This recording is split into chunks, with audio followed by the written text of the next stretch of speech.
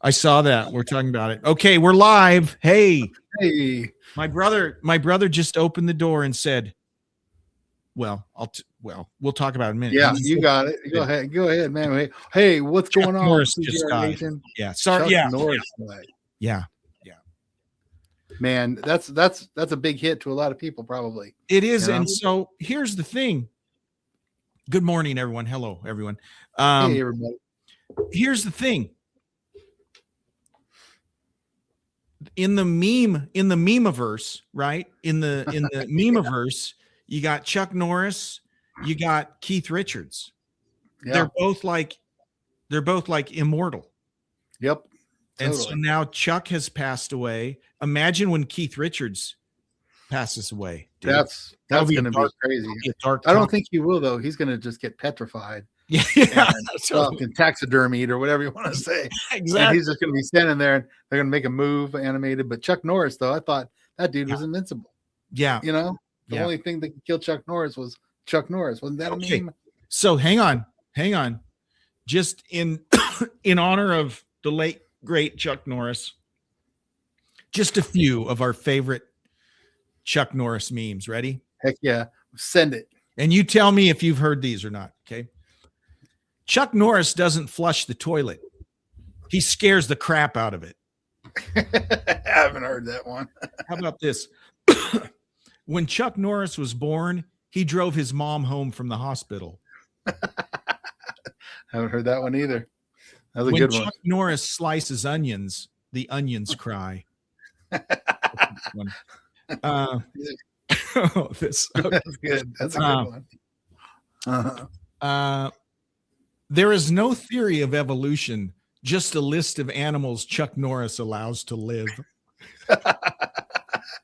That's too good, man. I haven't heard any of these. There's so many of them. You know. Hang on here. Oh, here's a good one. Chuck Norris can delete the recycling bin.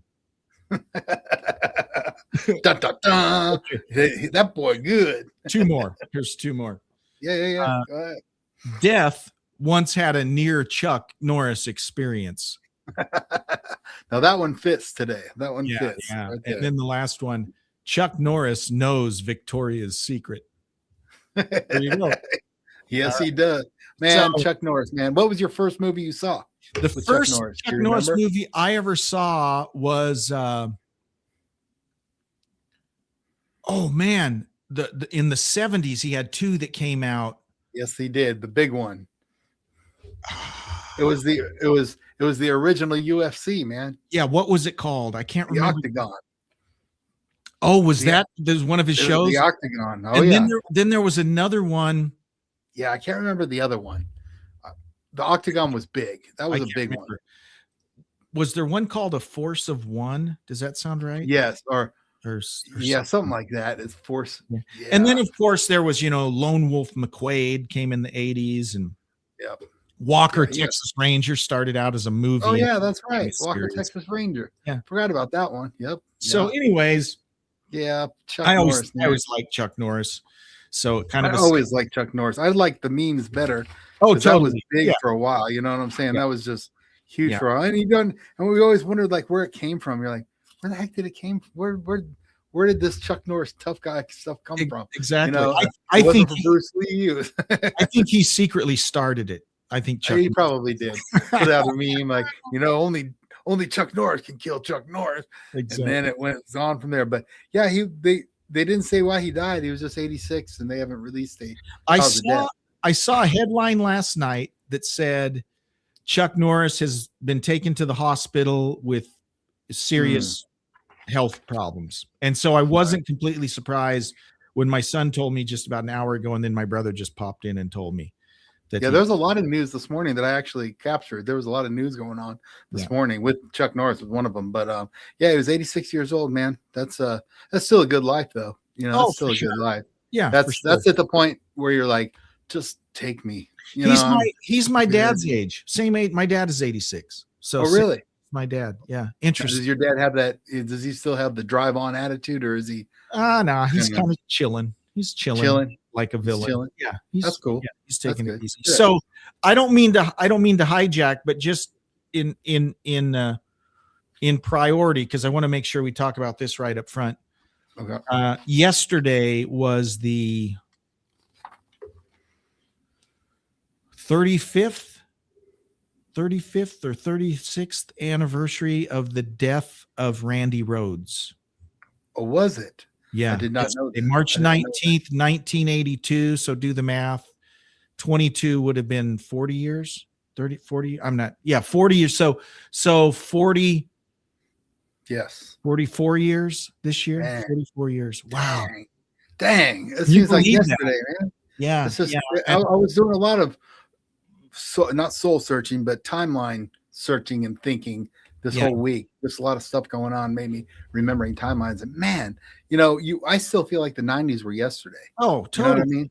Like yesterday. And then the 80s were yesterday too. Right before that, it's like anything in the 90s is still relevant to me. Totally. I'm the same way. And you think about it, 82 to 1990, that was only 8 years. So 1990 was 8 years after he died. And now we're talking 44 years. Wow. Yeah. And of course, I was just going to say, anytime someone like that dies, you always think, especially when he was 25 years old, when they're that young, you think, man, if he hadn't died, what music would he have made? What milestones, that would be a totally different timeline path. Absolutely. for metal, period. Period. I mean, he was just getting better. And someone that's maybe 10 or 15 years younger than us, they might not realize the impact. He only had the 2 albums with Ozzy and then 1 live album. That's really, he had some quiet, right? Those didn't really impact anything. No. But those 2 Ozzy albums, every guitar player that came after him was like influenced by him. 100%, man. 100%. Like I said, he was too good. He was like an alien. He was like an alien. Hey, Jeff Lennon, is that your brother? Yeah. Hey, yeah. What's going on there, Chuck Mr. Brother Norris Man? Passing, that makes me the baddest dude on the planet. Yes. Exactly right. I see you guys come from the same sarcasm. I love it. Exactly. Yeah. It's sarcasm, Gene. Yeah. You got it. It's a disgusting display on a regular basis. Yeah, I like your new little displays, by the way, too. What's that? Really good. What are you talking Jeff about? Lennon, yeah. Oh, I didn't change that. It's just like changed. So I don't know, but I like an update. I'm leaving it. Yeah, I'm leaving it. It's like the scheme changed. So Did you know? So check this out. My father, his anniversary. When did he pass? 2014. It's 12 years ago, on the 18th. So the day before Randy Rhoads. I did not know that. That's just wild. Wow. Now I can celebrate 2 for 1, a 2 for deal. Yeah. Pops and Randy Rhoads. But yeah, Randy was just too good, man. He was too good for his own age. And I just imagine how good he would have been. Yep. It would have been just fire. Yep. I just did a liner for the Classic Metal Vault. Mm-hmm. I did about 10 new liners today just because I needed to. But I talked about, I used to go from San Diego to Los Angeles. I'd drive from San Diego to Los Angeles, and the theme album that would play the whole way up there was Diary of a Madman. Oh yeah. And my favorite Ozzy song of all time, believe it or not, is You Can't Kill Rock and Roll. Yeah. That is my favorite Ozzy song ever. And little side note, maybe you knew, maybe you didn't. He has never played that live, or has he never played Breaking All the Rules from No Rest for the Wicked live? Although those were 2 singles from the albums. Interesting. And yeah, I remember You Can't Kill Rock and Roll. When you buy the albums, funny story. We listened to Blizzard of Oz all the time on the bus ride, right? I lived in Montana. Okay. We had like a 90-minute bus ride. So they were playing Blizzard of Oz, and my friends had Blizzard of Oz. So I'm in 9th grade, run over to Spokane with my mom for the day. One day I had a doctor's appointment or something, but we go from here in Montana, 120 miles to Spokane, because that's the big city where you go to the doctor and everything. Right. So I had some money. I went to the record store and I was going to buy Blizzard of Oz. Mm-hmm. But unbeknownst to me, when I got there, this was like the day after Diary of a Madman had been released. So there's a big creepy poster of Ozzy. So I bought Diary first. Yeah, I bet you did. And my mom was not happy with the album cover. You No. Sneak it in. You were worshiping Satan. Yeah, exactly. But I bought that album, and so we played that one more. And then I think a few months later I bought Blizzard. But anyways, great album. Amazing. Yeah. And my point was, when you buy an album, it'll say, and it's funny because when the album's brand new, they don't know what the hit single is going to be, but they'll say featuring Flying High Again. I think it said there was a sticker on it said featuring Flying High Again, and You Can't Kill Rock and Roll. And I'm like, oh, so that's like the hit. Those are the hits. You never played it live. Yeah. It's too hard to play, Jeremy. I'm sure it's too hard to play. No, I'm telling you from experience, I have the tab book. I have all the books. I have tried to tab that bad boy out. I am not good enough, man. It is a hard song. Like I said, Randy Rhoads was an alien, man. He was a doggone alien, and he just, man, that dude could play. Yeah. He was like the Beatles and Randy Rhoads. They all came from the same planet of talented musicians. Totally. And and you're like, now, that whole neoclassical, all the guys that came after him, it's like just a given. You got to play these, natural minor licks and Phrygian and the falsettos that he used to do. And all of Zach Wilde is a falsetto master. That dude. Yeah, that dude says he sits in his bathroom and pisses his wife harmonics. Off. Yeah, exactly. That's all he does. Is going off in the bathroom. But man, it's a sad day, man. And then one more death too. Phil Campbell from Motorhead. He also passed away. The guitarist, longtime guitarist, joined Motorhead in 86 Orgasmatron. So he joined in Orgasmatron and he stayed the whole time with Motorhead. Wow. How old was he? How old was he? He was how old was he? He was oh no, I didn't write that down. My bad. But it was an actual major operation he had done, and it was complications with the operation that he passed away. But he's got to be in his 80s or late 70s, early 80s. I can't. We say it all the time, right? We're witnessing over the next 10 years how many of our crew. Yeah, how many of these rock icons will be gone? They all will. Can't beat death or taxes, right? So or Mr. Indestructible himself passing it. Some of those icons. You got Keith Richards. He goes. When he goes, that'll be the earth will be knocked off its axis. Yeah, it's going to be knocked off his axis a little bit, and a lot of drug dealers are going to be broke. I don't know if he does it anymore. I'm just joking around. But back in the day, that dude, him and the Toxic Twins, boy, they put a lot of drug dealers on the map. Yeah, sure. That's for sure, man. Yeah, man. What a shame though. What R.I.P. Chuck Norris is right, man. Hey, we're with you, man. Yep. So you ready? You ready for some news, man? I'm ready. And check this out from Irwin. Is your name Curtis or Irwin? Curtis Irwin. Thank you for joining us, by the way. Yeah, but look at this. This is interesting. More than half of the 90s frontmen are already gone. You think about it, really? A lot of guys from the 90s have died, maybe more than the 80s dudes. Wonder why.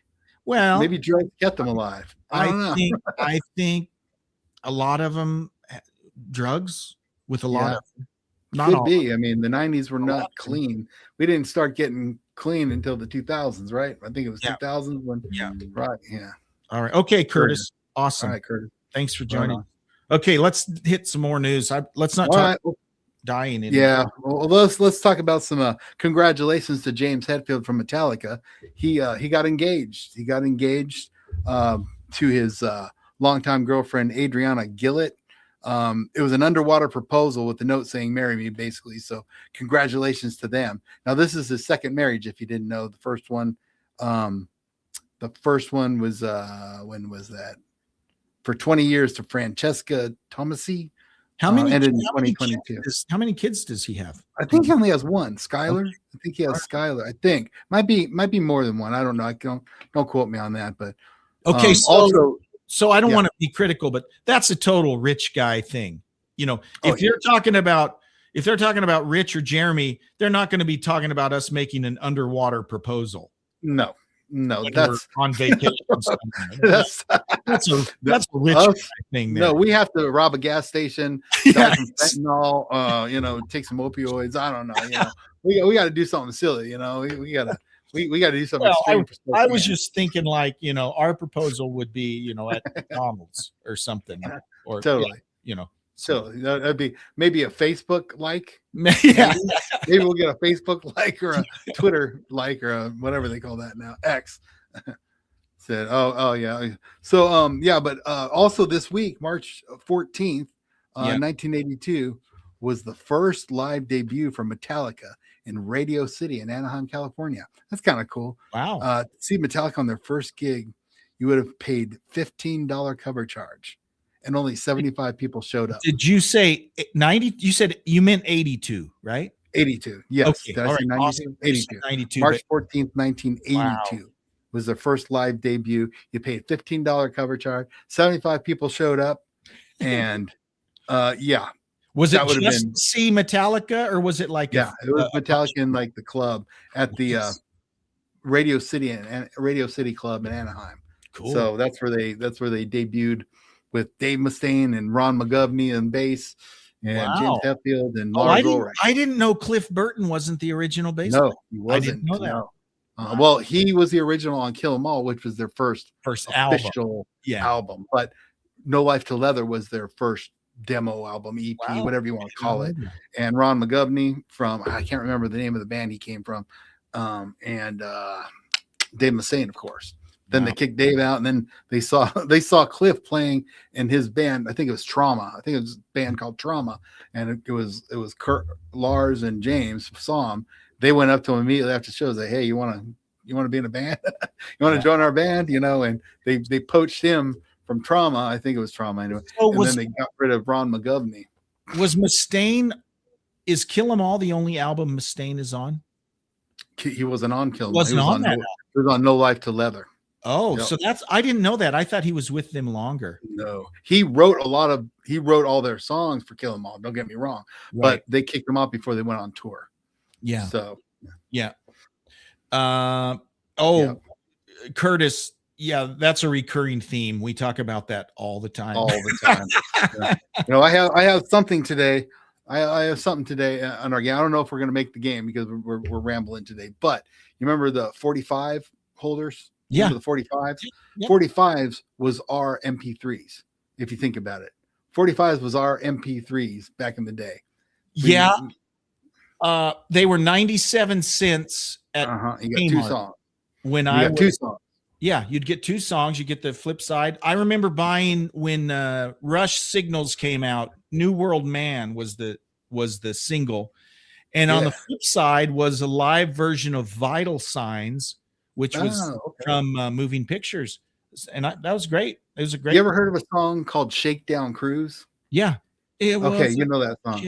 30 days around the okay. Yeah. Well, we had 45. Kind of a naughty song. Rich. It is. It really is. I know. But these are the 45s we snagged from my friend's parents and listened to, and that's how we got into really rock and roll. I'm listening to my mom has a 45 Kooky. You ever heard of Kooky? Kooky. Lend me your comb. Oh yes. Oh yeah. Dude, I know my mom's laughing right now. She's laughing right now. Kooky. What about? I have Kooky on 45. And what about if you couldn't find the little plastic adapter, or sometimes it would wobble. Sometimes your record player would have the little fat thing you'd stick over the post, so you could play 45. Yep. You pull it up, you twist it and pull it up. If you didn't have enough of those, or if you didn't have a thing. And I had to do this a couple times. You'd place the 45 down and you just eyeball it and get it as close to center. You sure would. As possible. And then it would wobble and scratch. It'd be like wobble and it'd slow down. It'd be like, wow. 45. I'm trying to find a picture of these things. I know I got a picture in my thing today of the 45 things, but those things were a dime a dozen. We used to play we used to put them on our fingers and flick them like bread things and try and flick them at each other. Peg each other in the face, I remember all that. Yeah. We bought if my brother Jeff is still watching, he would remember we got an old. I don't know why we got it. It seems like Bernie and Flora, Jeff, if you remember Bernie and Flora, which is my mom's cousin, old people, they gave us this old school TV record player combo. Yeah. Black and white TV with the record player. In the back of this record player part, I found the Ballad of John and Yoko from the Beatles. Oh wow. And also an Elvis record. I didn't know which was the single and which was the B-side.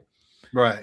I always played this Elvis tune called The Edge of Reality, and I didn't realize till like I was a grown-up that the other side, If I Can Dream, was the actual hit. Oh, I didn't know that. So I was always listening to If I Can Dream, that's the one he made up. If I Can Dream. Yeah, it's on the 68 comeback.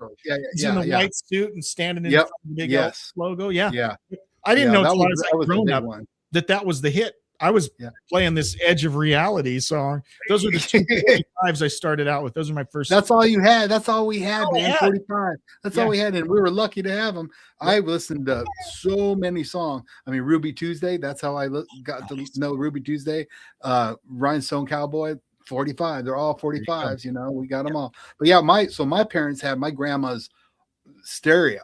It wasn't a TV combo, it was the stereo, but you opened the side, and the inside of it you had the record player, then you had an 8-track player, and then you had the volumes and everything, then you had the storage in the other side, and then the speakers. So it was just a record player inside with the speakers in the front.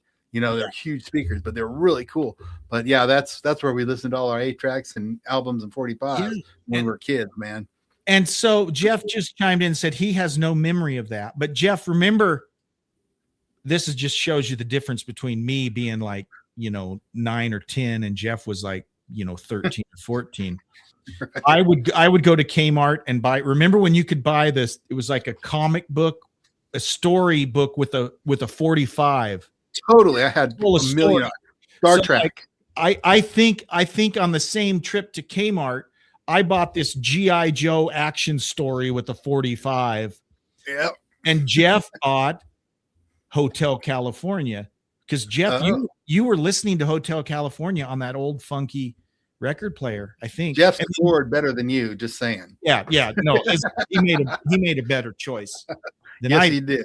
But G.I. Joe 45, dude, I had that one, and I had the Star Trek one where the little thing that looked like a Furby was making loud sounds. Tribbles. The dribble, yeah, and they were making loud sounds on this record player. Yeah, and absolutely. 45. It was a Kmart Blue Light special. I'm sure it was. 100%. Yeah. Dude, and the record was like floppy. Oh, yeah. My mom worked at Kmart.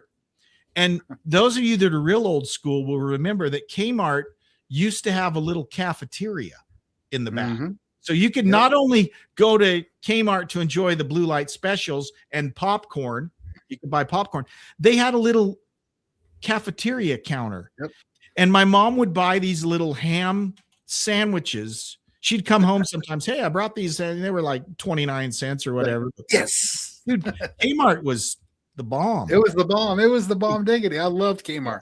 And then we hit high school, and all of a sudden, Rain Man came out. Kmart sucks. Yeah, Kmart.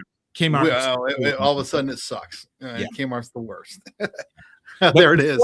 Before you go, and Jeff said the Kmart subs. Totally. The little there, you could get subs and then the little round ones too. And my mom would buy those sometime. But on the way to the movies, you'd go to Kmart to hide candy in your pockets. Yes, you did. You weren't going to pay $5 for Whoppers when you could buy the jug at.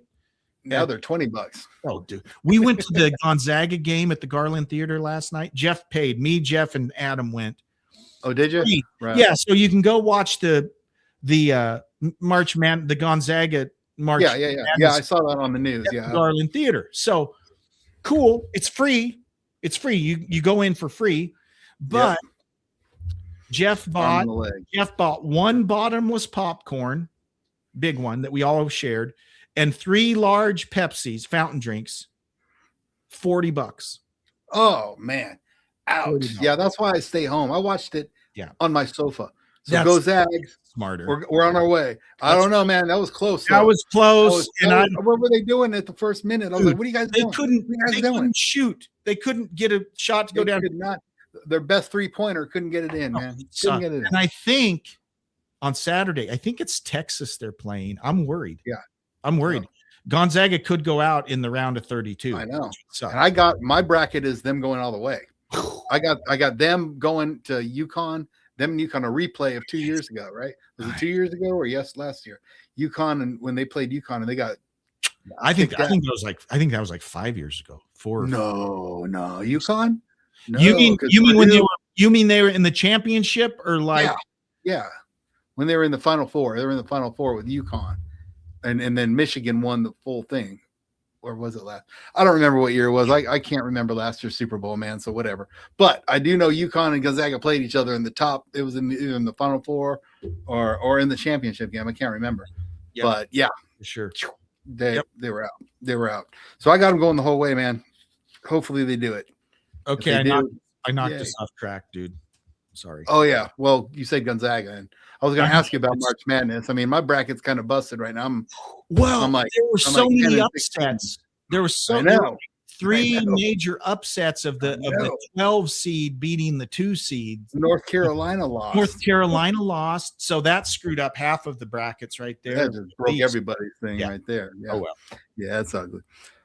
All right, man. Well, some more news. I guess we can start going through this stuff. Sammy Hagar, he's in the news, said he is never going to play with Alex Van Halen again. He just keeps going. And he compared their fractured relationship with David Gilmour and Roger Waters, saying it's like that.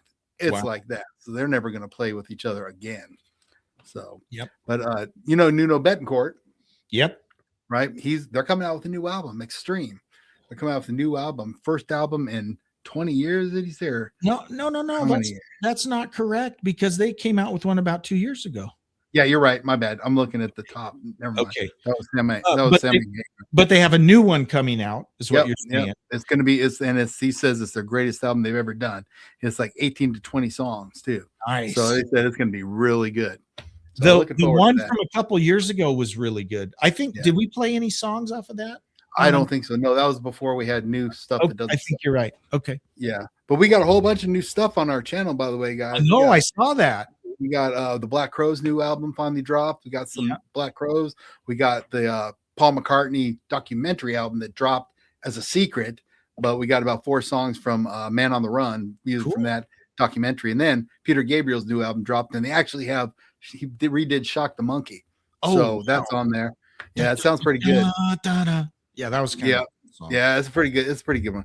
All right, Bret Michaels this week celebrated his 63rd anniversary. I'm still mad at him for just trying to who I missed the name. Who did you say? Bret Michaels. Oh, okay. Yeah. Bret Michaels turned 63. I'm still angry at him for dissing Poison. I mean, I'm not a huge Poison fan, but I just think that's wrong. Asking for what, $2,000 more or $6,000 per person or whatever. He wants more of the. See, that's the problem. Okay, so the Eagles did that. Okay. Yeah. Glenn Fry and Don Henley decided, hey, we're the Eagles. So they wanted Felder and Walsh and Timothy B. Schmidt to be sidemen. Right. And Joe Walsh went along with it, but that's why Felder's not in the Eagles anymore. He said, no, this is equal shares. And they had to pay a big. Felder doesn't talk about it, but I think they had to pay him quite handsomely to have him. Oh, I'm sure they did, man. Yeah, I'm sure they did. Anyway, yeah, it's a shame too that the heads get that big when you start the band together. I know my band was really tight, so for us to say something like that, even though I was writing the songs and the lyric, I mean, for me to say, "Oh, I deserve more," now everyone's team effort, baby, team effort, team effort. Okay. Here's a funny one. Oh, go ahead. I was just gonna say, Rush famously had a deal from the very beginning. We split everything equal all the way through. Yep. And they survived. That's the way they survived. And then now they're splitting some big money on this tour with their $10,000 tickets, man. Yeah. I want to go. Oh, I put us in, by the way. If I win, we're gone. But okay. ACDC, nice. if we win tickets, we get to fly out to San Antonio, get front row. Dude, and the Pretty Reckless is opening up, so that would be awesome. We'll be going to that, man. That would be great. Awesome. But yeah, even though they're old and crumbly, I'd still go see them, man. 100%. It's AC/DC. Angus is looking pretty. Yeah, he can't play Thunderstruck. We speed it up, man. Speed it up. Jeez, those fingers are all arthritic. Oh, and his hair, he looks like kind of looks like the crypt keeper up there. Yeah. You know, he's trying to do his little kick. You know, the kick. He's like, dude, what are your you thinking? He's gonna like snap his bones in his leg. It's not funny anymore. That's like slapstick comedy. When you get too old, you can't be doing slapstick comedy. You can't be falling off ladders. You're gonna break a hip, man. You're gonna break a knee. But here's a funny one. So Vinnie Vincent's in the news again. He dropped his album, man. Guitarmageddon. Guess how much you can buy the master? It could be yours. It could be yours, people. It could be yours for the low price of $2 million. You can release it any way you want to. You get the master track. You get the 10 songs mixed and mastered artwork. Okay, can release it now. What a joke, man. So, what a joke. And yeah, Jeff, I was going to say Angus looks like golf. Does. Kind of. But, and let me just go back and answer Curtis. Thoughts on Rush's new drummer? She's a really good drummer. I mean, I've watched videos of her, and she's, you know, I love her. There's 100 drummers they could have got to do it, right? Because everyone loved Neil. Lots of good drummers they could have got. So I'm fine with her. I totally am, and I watched her tutorials. I watched her play. Man, she's good. She's really. She does that double kick with the single kick. She's good. And you know what? I think it's kind of cool that they got someone, and probably intentionally, they got someone who wasn't a huge Rush fan. Yep. Not a drummer for hire. Exactly. More of a they searched her out. So anyways, that'll be cool. Sorry I interrupted you. So no, Vinnie Vincent. Vinnie Vincent. Here's $2 million, guys. Go for it. Okay, so let me chime in. Vinnie Vincent, since he came back, like 6 or 8 years ago, he was like just gone for like 20 years. And there was weird stuff like they found his dead animals in his freezer. You know, he had some dogs that had died. So there's weird stuff going on. Yeah, he's gone, man. He's gone. Silence of the Lamb. Yeah, he's weird. And then no one wants to address the fact that when he came back, he looks like a grandma now. I mean, I don't know if anything biological has happened. He's trying to do that on purpose, isn't he? Dude, he wears Hillary Clinton pantsuits. I know, and he's got makeup on, and then he painted his face all gold for the $2 million release, and he's calling it Vinnie Vincent Invasion still. Vinnie Vincent Invasion Guitarmageddon. So he has like 5 or 6 times promoted, hey, I'm going to be playing a concert. And of course, he's always charging 100 times what anything's worth. It's crazy. And then he flakes out. So like every concert he supposedly was going to play gets canceled, right? Of course. Any new music he's going to release gets canceled. Yeah, and we're not going to hear this.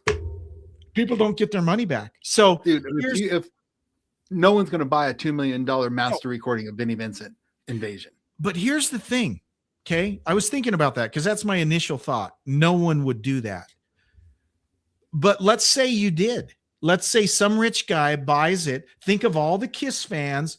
You own the master. And then he says, I'm selling Guitarmageddon for $10. Once this guy has the masters, he could maybe recoup. But here's what's going to happen. Maybe. 2 million though? I don't think the record exists. Yeah, if someone came up with $2 million and said, I want it, something would happen. Oh, we can't release. Vinnie Vincent is crazy. I'm buying that. Yeah. I believe that 100%. It's interesting you say someone you think, as I think about it, someone probably would buy it. Someone is probably that nuts. I'll try it. And I'm curious. Let's check it out. If he releases it. What's 2 million? I'm doing the math. Hang on here. Let's say 2 million divided by 10. Yeah. I shouldn't be able to do that in my head, but I can't because I'm stupid. Okay. 2 million. Whoops. I need one more zero. Divided by 200,000 is 200,000. Okay. I bet you could sell 200,000 copies of a Vinnie Vincent album. I bet you could. Probably because of all the ardent history. Kiss fans. Okay. So Yeah. if you bought it for $2 million and sold it for $15 a piece, maybe you could. I don't know. I at first I thought a lot of sales, man. At first I thought it was ridiculous, but then I thought there's might be 200,000 suckers that would buy a Vinnie Vincent. I don't know.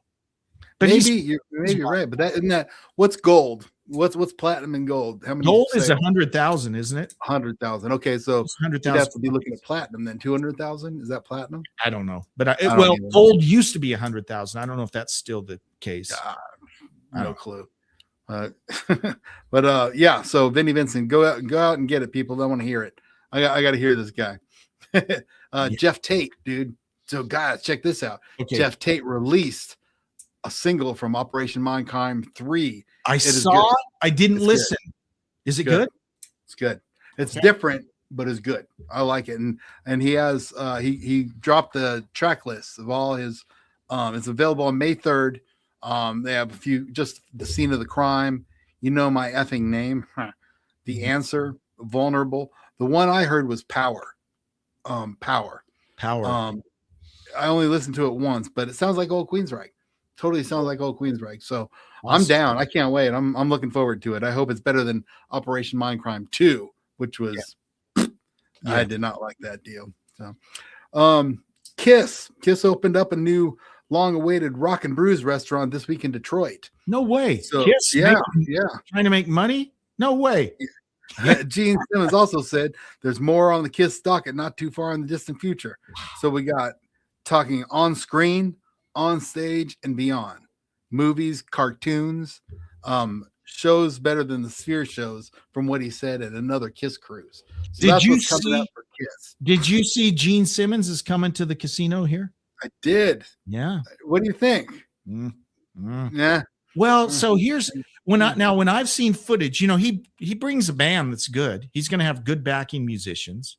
Mm-hmm. So, I mean, this might be something to. And I bet they sing other songs, other Kiss songs that aren't Gene Simmons vocals.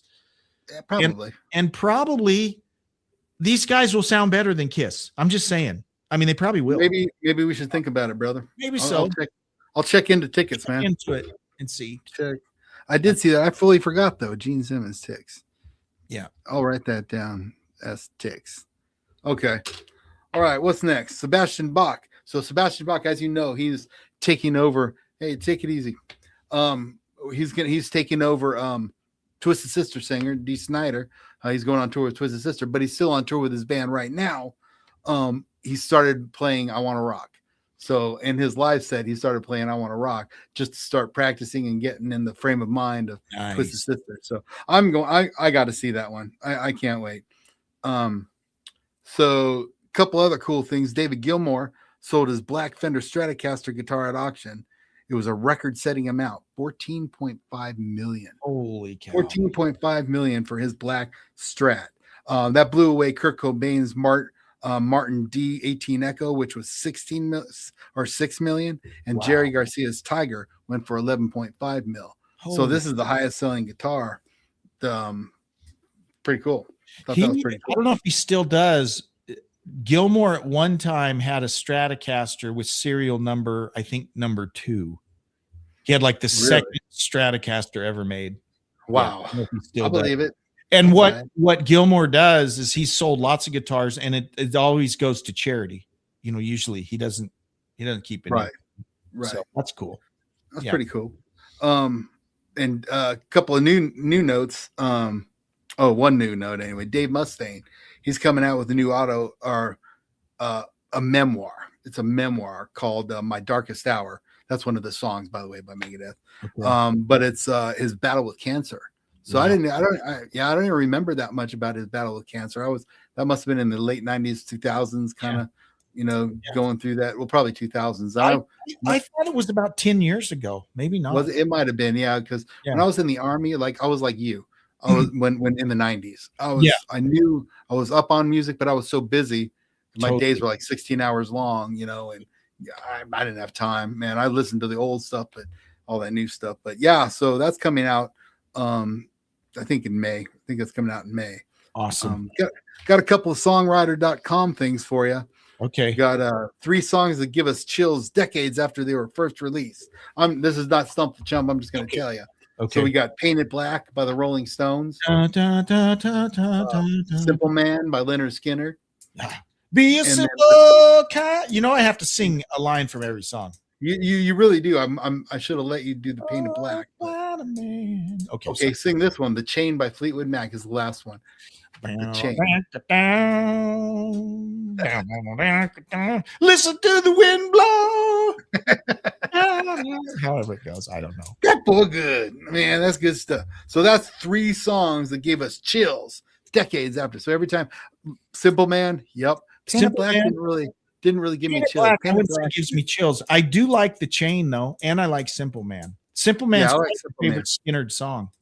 Yeah, it's a really good song. It's a good matter of fact, when we were at our summit 2 years ago in Orlando, when I was with you, yep, and you said, "What song is that?" I was the only one that was like, "It's Leonard Skinner, Simple Man." You're like, wow. There you go. You asked me that on stage. You were on stage. Oh, that's right. With Mike. And no one knew it. I was like, "Yeah, Mike Morrow's little deal." And you're like, "Who is this?" And I was like, "You knew it." Leonard Skinner. Hello. This was before Classic Guitar Rock, people. This was before where we knew each other, loved classic rock, and we were just on the same sheet of music. So yeah, kind of cool. Little history for you. All right, 3 legendary closing lines in classic rock that'll blow your hair back. Ooh. Okay. My hair's already kind of blown back. Look. Yeah, mine's kind of blown back, but that's water. Yeah. The end of the Doors. The end by the Doors. Okay. So the last line is, "It hurts to set you free, but you never follow me. The end of laughter and soft lies. The end of nights we tried to die. This is the end." I mean, it didn't blow my hair back. I mean, it's solid, but my friend. Right. What about Eclipse from Pink Floyd? There's no dark side in the moon, really. Matter of fact, it's all dark. Exactly. That's when they're just playing that. You know, a funny story about Pink Floyd, the Dark Side album, you know, there's all these clips of people talking, like roadies and all of these people. And McCartney was in the studio, and say that they brought Paul McCartney in to just record some little talking parts that they thought they could use in. But they said McCartney was trying to be funny. We didn't want that. So we didn't use anything he recorded. Interesting. Yeah. Didn't know that. Did not know that. Yeah. And the last one would be Black by Pearl Jam. I don't know that I could tell you a Pearl Jam lyric. I mean, yeah, that one I don't know too well. I mean, I got the lyrics, but Jeremy spoken. Yeah, you have spoken, my friend. Yeah. All right, let's go on to tour announcements. Then hang on. Hang on. Let me interrupt you again. When I first moved to Spokane, 92, I'm working at this place out in the valley. Pearl Jam was very popular at the time. And so everyone in the warehouse would sing "Jeremy's in Spokane" for me. You know, "Jeremy's in Spokane." Oh, very good. Very good. I never thought of that one. Wow. Yeah. I hear every time I heard your name for years, I'd sing that "Jeremy's Spokane." I didn't answer the phone with you and, "Hey, Jeremy's Spokane." Yeah. Jeremy in Spokane. That's clever. To Spokane. Yeah. Pretty dang clever. I dig it. Tour announcements. Billy Idol. He's coming for a 7-night summer Las Vegas residency. That's kind of cool. I'd see that if I was there, but I'm not, so I won't see it. Triumph is beginning the 50th anniversary tour next month with April Wine. 3 originals back: Rick Emmett, Mike Levine, and Gil Moore. So Mike Levine is going to share drumming duties with Brent Fitz. Wow. He's going to share drumming duties because I guess he gets tuckered out. So and Mike Levine is not in good health either. So they have a full support band going with them. And that's kind of cool. I dig that. I kind of dig that. Dee Snider could have done that with Sebastian Bach. Yeah, like he has his 2 songs and then Anyway, Ann Wilson announced the 10-city tour to support her upcoming documentary "In My Voice." Wow. So that's kind of interesting. She's going to have that released here soon. Don't forget, we're going to Iron Maiden documentary. Remember? It's coming. It's coming in May 7th, I think it is. Yep. So we got to go check that out. And then Judas Priest added some more dates to the UK, just for all those people in the UK out there, if you're listening. Rich and I, we had fun when we saw Judas Priest last year. I thought it was a good show. It was great. It's a great show. Yeah. It's a great set list. I mean, they're playing. I think they're playing. I can't remember what they said they were going to do, but it's a great show. It's fun. It's really fun. You know what happens as artists get older? I think this is my theory. There are some exceptions, but you saw this with Judas Priest. You really see it with Billy Idol.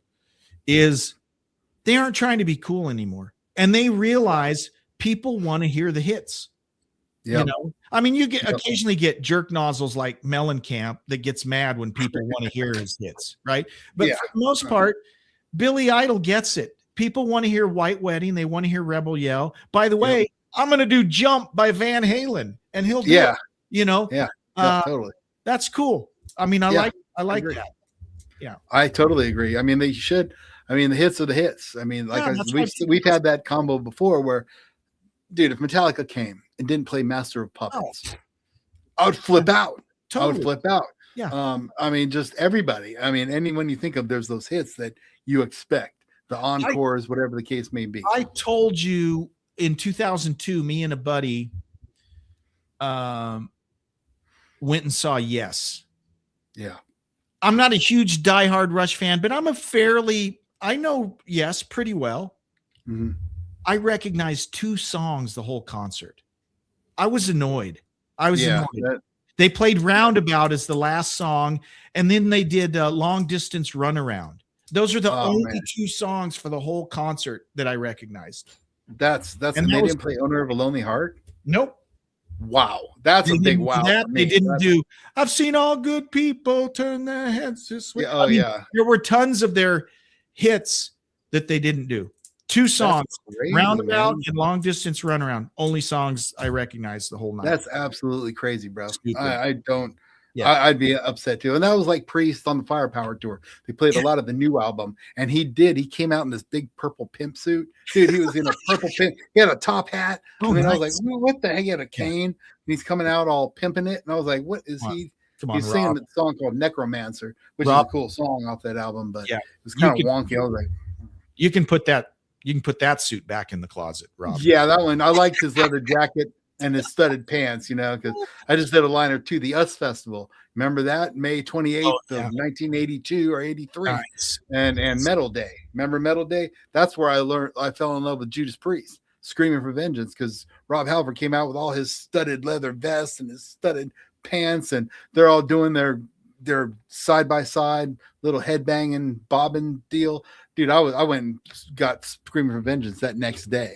And then who else was there? There was Motley Crue, who sang all their good stuff because it was Shout at the Devil / Too Fast for Love era. So they sang all that. And then Ozzy was there when he was kind of chunky-ish, you know, and doing his Diary of Madman. And that was a great show, man. And here's the kicker. It was on TV in San Diego. They broadcast it on my rabbit ear antenna TV. That is awesome. Well, and we watched it. I remember they showed it on Showtime, but like a week or 2 later, they showed it. But so you actually saw it live in San Diego. We saw it live. Yes, we did. We saw it live in San Diego. And it was like channel. It was one of the high channels. Like, you know, he had your PB. You know, you flick that second dial on you, and you flick the second dial, and you had like 800 channels on UHF, and it was on some UHF channel because it was in San Bernardino. Nice. So it was right up north from San Diego, you know, a couple hours. But anyway, it was there. So it was broadcast. I remember watching it, and we were videotaping it. We had to videotape it. And we had I think it was a Betamax or something like that. We recorded it off a Betamax VHS, Betamax. That tape didn't last too long. But it was cool to see. It was cool to see. And there was Hellion. They opened up with Hellion Electric Eye, and that was it.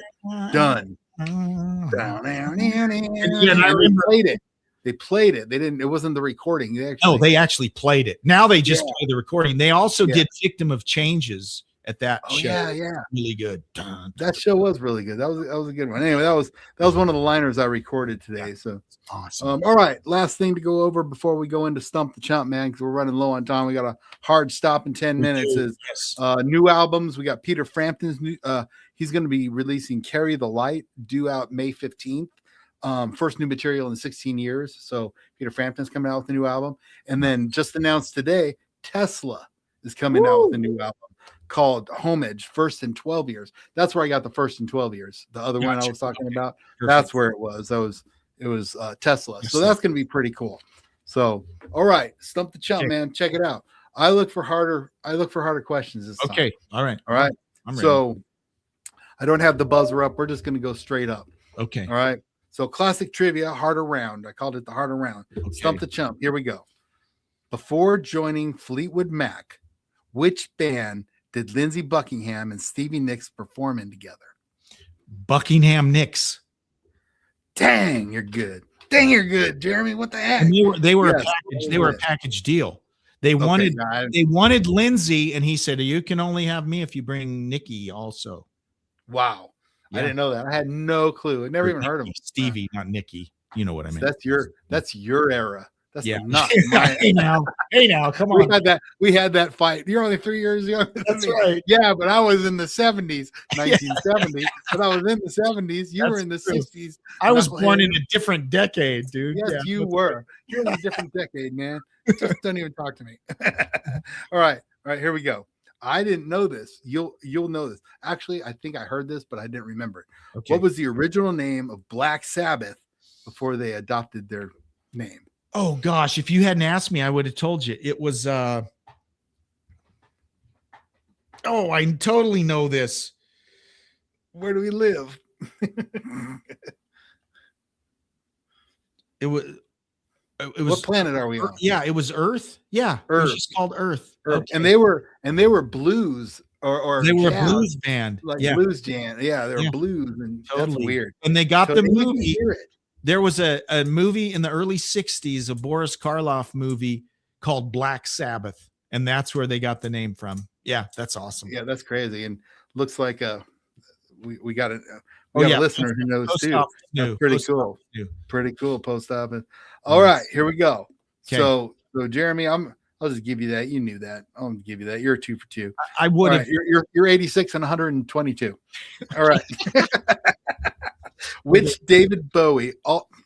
They give you the answer in this, so I'm not going to say it. But which David Bowie alter ego debuted on the album "The Rise and Fall of Blank"? Ziggy Stardust. Yeah, there you go. So the answer is Ziggy Stardust. Goofy. That was an easy one. Yeah. All right. See if you know this. Okay, I'm ready. This is a producer. All right, who produced AC/DC's breakthrough album "Highway to Hell"? That's Mutt Lange. Very good, Mutt Lange. Man, that dude.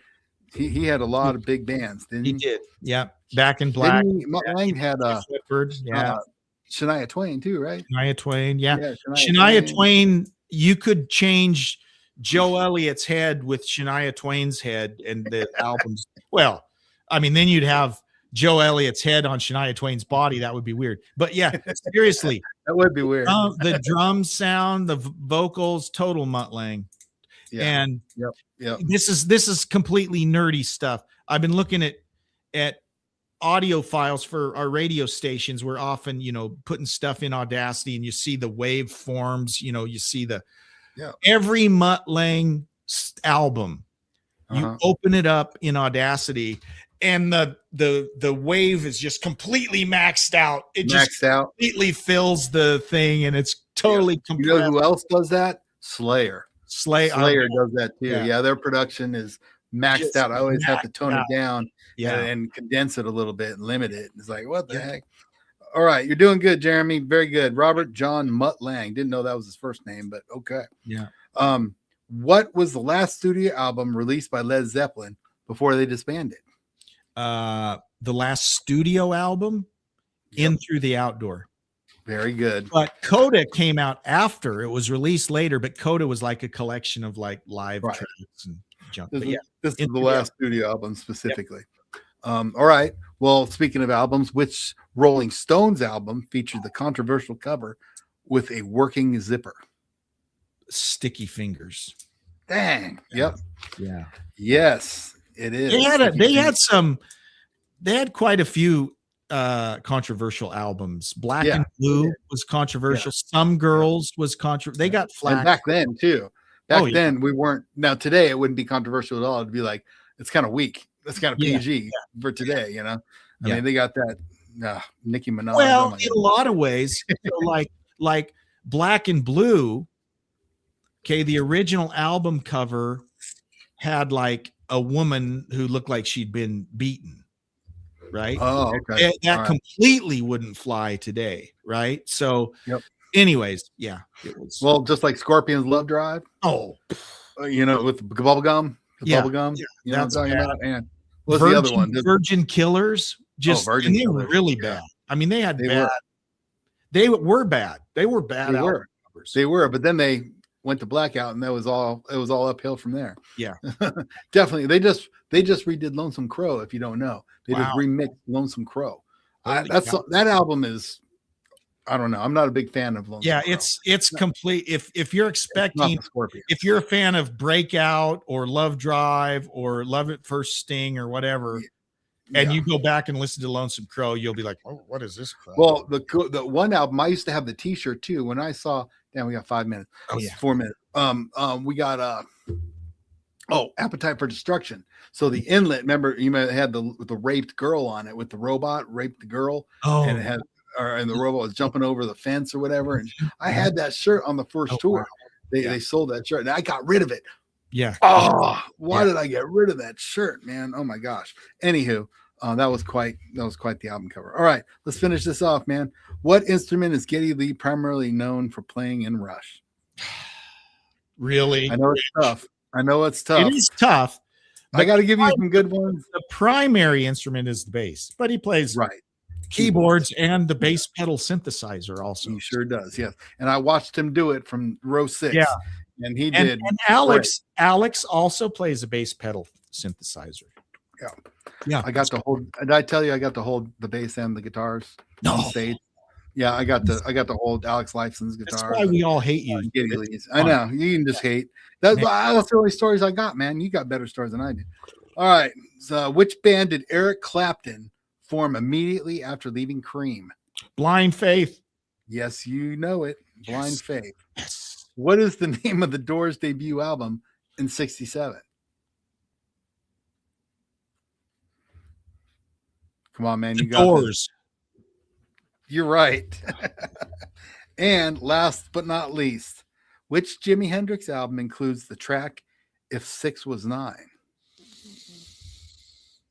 That's a tough one. I don't know. I didn't know this. It's not on. Is it Electric Ladyland?